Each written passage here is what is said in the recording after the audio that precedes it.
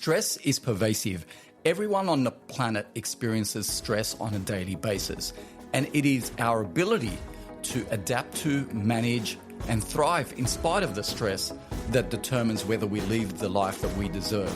In the last episode, I outlined the 6 triggers for physical stress. In today's episode, I'm going to outline the 8 triggers that lead to emotional stress. I'm Sam McCool, and welcome to another episode of A Higher Branch.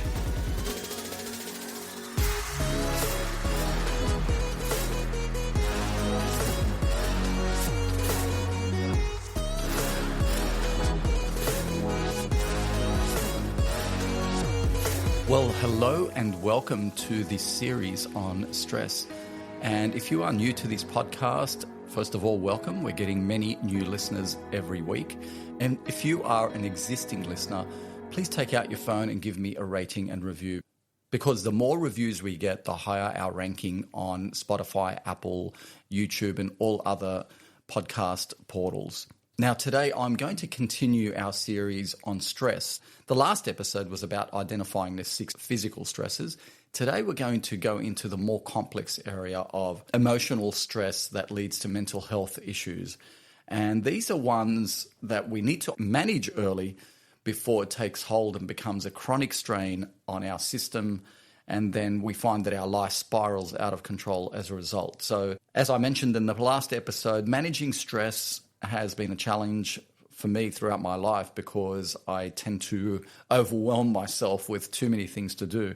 So I've become really an expert at this topic. And so although I'm not a scientific researcher when it comes to stress, but through my personal experience, I can share with you the 6 physical triggers, the 8 emotional triggers, and more importantly, in the 3rd episode, I'm going to go through with you the 15 techniques that will help you absolutely manage, adapt to, and sometimes decimate stress altogether. So let's kick it off today with the 8 triggers for emotional stress.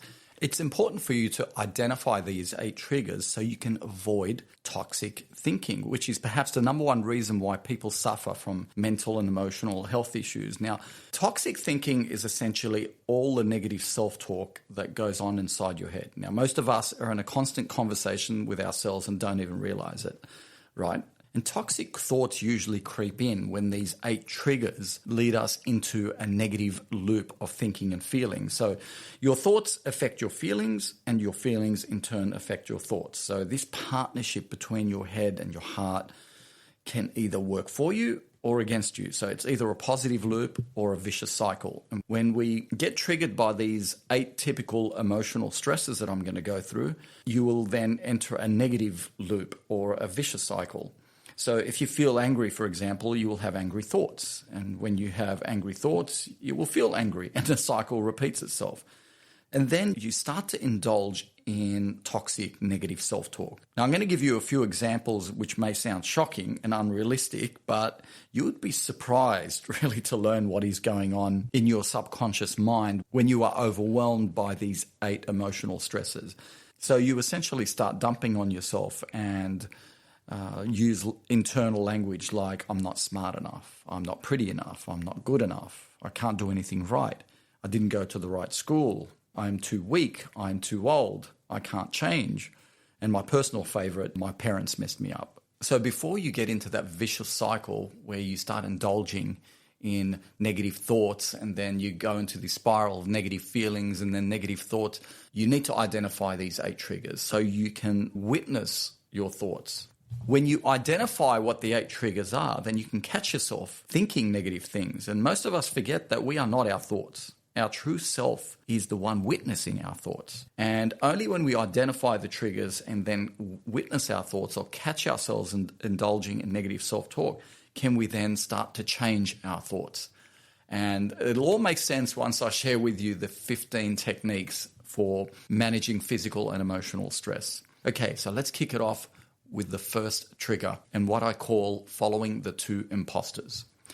The 2 imposters are, 1 is focusing on what you don't have, and 2, taking what you have for granted. The first one causes anxiety. When you continuously focus on what you don't have, you start hating your current life, and suddenly the things you have are not good enough. And then you slip into this state of what I call negative desire, because there is positive desire that drives you to achieve, your future goals. But I say you cannot achieve your future goals if you haven't healed the past and in love with the present.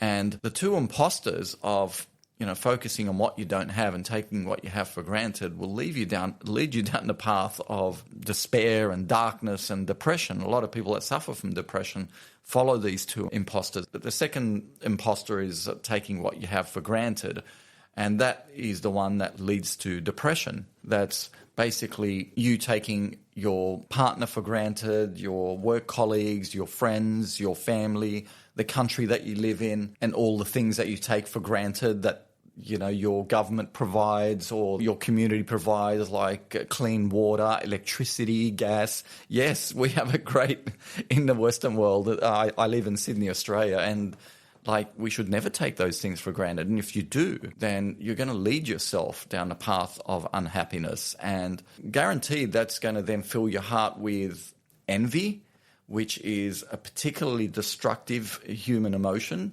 I, in fact, did a podcast specifically on the most destructive human emotion of envy, because from envy that breeds other negative emotions like fear and like hatred and anger. And I promise you, if you're walking around with these negative emotions, it will wreck your energy levels. It's a huge stress on your system. Okay, let's move on to number 2, emotional stress. And that is where you are hanging on to past regrets, grudges, resentments. It's like carrying a bucket of lead or rubble from your past that you just walk around with, or, you're wearing a dirty t-shirt that you just don't wash. So you need to ask yourself, what are you hanging on to from the past? Because this is a huge stress that you're carrying into the future, and it's going to stop you from living your best life. Who do you need to forgive? Is it yourself? Is it your partner? Is it a family member? Is it a work colleague? Is it a friend? It is something we need to do continuously throughout our life, because we're never going to meet someone that is going to be nice to us all the time. We are going to have people in our life that are, from our point of view, going to do us wrong. And we need to be able to move on from those regrets, grudges, resentments. Okay, number 3, emotional stress, is that you are too serious. And we're going through a serious epidemic, I call it, and we've lost the ability to have fun. And when you're not having fun, that is a stress on your body. I mean, a lot of people walk around saying that, the purpose in life is to help others. Yes, I think it's also to play. That is why we're born with specific, skills or gifts or talents, because we need to use those things to actually enjoy life and play. So you need to learn the ability to have fun. And in the next episode, I'm going to be discussing the techniques for adapting to stress or managing stress. And one of those is your ability to have fun.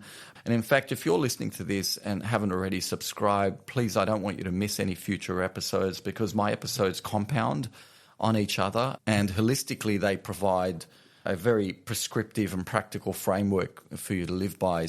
Okay, the number 4, emotional stress. And this is one where I have debates with my family members who are obsessed with news media and political debate. Now, if you are listening to this and you like listening to news media because, and I'm using air quotes here, you like to stay informed, ask yourself this. When you're sitting there watching the news, and especially if it's political debate, pay attention to how you're feeling. Is this a stress? Do you notice yourself starting to get tense around the neck, or you get it developing a headache? And especially if you're sitting there not moving, watching, this crap on TV. How do you feel in that moment? Not very pleasant. So that's why I've added that as an emotional stress, because we're living in an era where really there is a political divide, and every news media item becomes a source of debate, and where people take sides, and it's become a huge emotional stress. So I need you to know that is a stress and just identify it. Because what I said from the outset is that to defeat stress, you need to first identify what that stress is, because the first technique in defeating stress is eliminating the stress where you can. If you can't, then I'm going to share with you many techniques on the next episode on how to do that. But let's stay focused on identifying stressors then. News media is number 4. Number 5 is toxic relationships. This is a difficult one, and I've touched on it in the past, but if you look at the 8 areas of life, where do our relationships come from? In the tree of life, it's our partner, it's our family, it's our friends, it's our work colleagues, right? That's where our relationships are in those 4 areas. And toxic relationships will wreck your energy levels. And people who are toxic in your life become energy vampires, and you feel drained by the end of the interaction, or your body might start to have a physiological response like headache or loss of appetite. So it's a serious emotional stress. So for the purposes of this episode and identifying your stress, I just want to ask you some questions. What is the state of your relationship with your partner? Are you arguing too much? Do you need to get couples therapy? When it comes to your family members or your friends, how do they make you feel? Are they jealous of you? Are they competitive with you? Do they betray your trust or confidence? Do they focus on your faults? Are they always complaining and blaming others? Do they repeatedly break their promises? Are they self-absorbed or self-entitled? Or do they only call you when they need something? And the same rule applies in the workplace. Is it a workplace that makes you feel respected, where your opinion is valued and your performance is assessed on the results rather than the time spent working? So you really need to stop and assess what are the toxic relationships in your life. Now, I know it can be difficult with people that are close to you, like family members, people you have to see every day. Now, toxic relationships at work, you can change that, change your job, right? It's not worth it. I don't care how much you're getting paid. You can never pay me enough to work in a toxic work environment.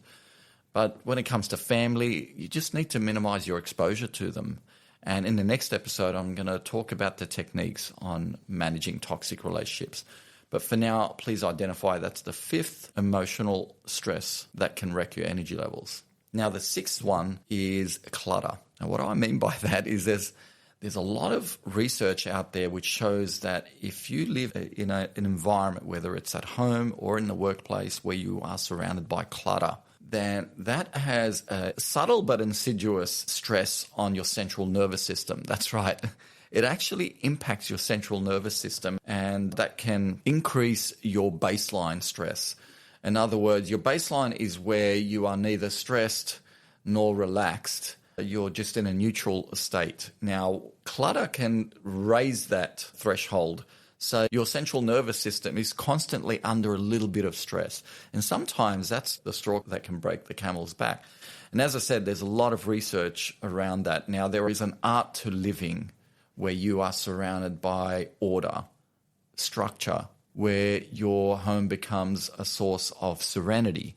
The Japanese has a word for it that escapes me. I know the Danish has a word for it called hygge. I think that's how you pronounce it. I have a few books on this. Hygge, I think, is Hygue. So research it, and also research how clutter it can be an emotional stress on you. And there are experts out there that I'm going to talk about in the next episode on how to deal with clutter, how to declutter your life so you can eliminate that emotional stress.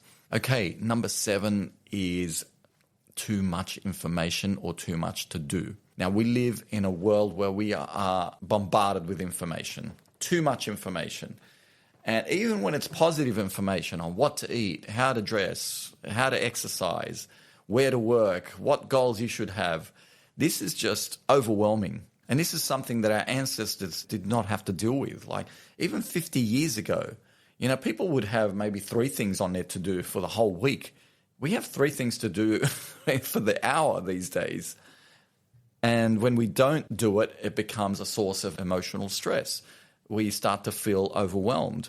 In fact, I kicked off this new season of A Higher Branch. Our first episode was called The 4 Signs You Need a Life Reset. And the second one was How to Do a Life Reset. And if you haven't listened to that first and second episode, I urge you to do so because it will become a game changer for you. And that's why I kicked off the season with those 2 episodes.